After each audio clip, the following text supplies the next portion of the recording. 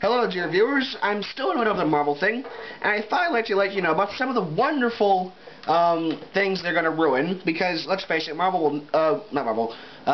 Disney will never do an R movie, which means they'll never have a Punisher movie again, which is a pity, because I liked it a lot, with the bang, and the hold on to this landmine, well, it'll die. Hold on to the landmine, he won't die. Okay, fine. Ah, nuts. Boom. I thought it was funny. But there's some things about old Marvel back in the 60s and 70s that really screw with one's suspension of disbelief. For instance, okay, and maybe the 80s and 90s, they're fantasy, come on. I have to wonder how much it costs the X-Men, for instance, to keep Gambit in playing cards. Because it's the main thing is he has playing cards and he just throws them and they go boom because that's his power. It makes things go boom. I get to see him walking into a hobby shop and he goes, I like a case of playing cards, please. What? Oh, you again. Yeah, oi, we got that card shipment. Yeah, we'll bring a case out. It's the crazy Louisiana guy with the brown long coat. Oh, fine. Thank you, much obliged. I'm not going to do the accent because I can't do that accent either. So he has his playing cards. And then there are some of the other Marvel characters. There's Iceman in the X-Men who can freeze things and make giant constructs of ice, which is pretty cool. He's actually recently given Omega level classification because he is fungible and he can do just about anything with ice and water and heat and taking heat away, which is pretty cool in my opinion. You can actually stick it in one of the Atlantic Ocean and pop 2 seconds later on the other side going, huh, I'm still the same person, which is very interesting. Apparently this only happened after White Queen Emma Frost possessed him and goes, you have no idea what you can do with your powers. Yeah, I'll have an inferiority complex. Well, watch this. Makes the world explode. How do they do that? I'm not telling you. Leaves his buddy. I can explode the world. Well, I should see what I can do. And then does stuff. But you have to wonder, those ice slides you always have to travel on, right? What happens when they melt? Because it'd probably be a mess of drainage, but everything in New York is like, okay, we really gotta have storm sewers because Iceman's gonna come through again and he's gonna make everything melt. You know, then there is Angel, who shouldn't be durable at all, except the thing is, if you just shoot at him and he would die. But I bet he wouldn't hold still because of the flying thing. So you'd have to get him indoors in a low ceiling room. Like, oh, I'm gonna bump my head on the ceiling. We're gonna shoot you now. I can't get any left in here. It's not fair. Well, if you fly around, it's not fair for us. So then he gets shot and dies. Well, not really, but that's how it would happen. And the Beast. How much shampoo does he go through? Because he's got a bunch of fur now, and it has to keep it clean. He's not a tiny guy. He's like bloody huge. He's like a gorilla, only he's a beast. And so he's blue and has these really pointy ear things. Actually, recently he's got looking more cat-like. But the point is that he's got a lot of hair, and I bet he has a sense of smell, and he doesn't want to offend other people's sense of smell, so he has to wash himself regularly. So they probably just have a vat of shampoo and a vat of hot water. He jumps in one, rolls around a bit, then jumps in the other, and rolls around a bit, rolls around some more, and hops out, and spins around in fast circles, trying to get clean, because that's the sort of thing he would do. The Beast, I think, is really cool because he is superhumanly strong, fast, agile, blah blah blah. Not really fast. I mean, like, you know, he can definitely move around and he can hop over things without the slightest problem.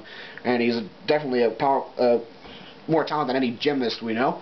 But he's also a complete brainiac and knows chemistry, biology, and all kinds of nice things. He cured the legacy virus. Okay, that was a big nerd reference, but I figure most of you would go right over your heads. And he was played by Kelsey Grammer in the third movie, and that was just cool. Kelsey Grammer would be good for writing. I obviously had a stuntman, and then they'd have him dub some of the voice in. Other things, the Brotherhood of Evil Mutants were all very weird and couldn't do much. You had Scarlet Witch, who gave people bad luck. She'd just go point at you, and something nasty will happen to you. Like what? I don't know, something will catch fire, he'll trip over your shoelaces, and then, well, you know, something caught fire, and he tripped over his shoelaces. Ha ha, or he points at someone, he bangs his head on a rock. I wasn't even, the rock was on the ground, and I was like, how'd that happen? Passes out, because when you bang your head on the rock, you're going to pass out. That's just obvious. Right. Then, the only cool power in the original Brotherhood was Magneto, because he could control magnetism. Everyone else was like, I'm super fast, but oh, if I hold still, bullet. I'm Toad. I completely suck up to Magneto, so I have no self-confidence to figure out how to use my powers properly. I have legs, so I kick people when I jump, and I have a tongue, so I can think of uses for the tongue, but not in a combat situation. Well, I suppose there's a rather strong projectile tongue, but mostly I think of what he would do with the ladies if he actually, could get the ladies, which he definitely couldn't. Then there was Mastermind, who can make people think they saw things, like a giant hole in the ground right beneath them when they feel like they're falling. That's actually kind of clever. But, of course, again, bullet. And he only do this to one person at a time, too. It was kind of lame. So he just, makes Cyclops think he was about to die. And then the other ones go, hey, Cyclops, you're actually falling. Hey, maybe we should stop him. Fine. Iceman freezes his head. Or he would, except, that's not kid-friendly. That ends the fight too quickly. And these are about fights and making large splash pages. Then he had the Avengers, who back in that time were pretty much the dumping ground for all the lame powers. I mean, you had a girl who could shrink and had wings, and so, okay, what you gonna do with that? Get in the guy's ear to bang on it and make him lose equilibrium and fall over. It's about all he could do. Captain America was basically the peak of every human. He had a sword, but not he had a shield, but not a sword, which was like, why? And then, well, Thor was kind of cool, because you had a hammer, and he had lightning, and he was strong and fast and durable, like they all are, and he could fly. He's like, I'm going to whack you with Mjolnir. Mjolnir's a cool name, but then the Norse have just cool names for everything. Read, Norse mythology book. You'll see the name just about every fracking blade of grass in that thing. Thanks, Battlestar Galactica, for that swear word. And then you had the Vision, who was pretty cool. Actually, he could turn not transparent, invisible. He could make heat beam eyes. He could become diamond hard or walk through walls, and he could talk to machines. The thing is, he was a robot. I don't know how robots manage to learn how to do that, but oh, and look sometime at a picture of the original Iron Man costume. That was just weird. Right. So, I'm not going to try to talk too long. I could get loquacious on this and, we'd be 10 minutes in and I'd go, oh crap, I can't upload this thing. So, let's see what today's featured article is. Featured article. Before I get old, please. Older. I'm turning 20 in a couple of days, actually. Not a couple of days. Couple of weeks. It's the same one as yesterday. They haven't changed the featured article. When did they do this? Unless perhaps I missed yesterday's and I saw today's and it...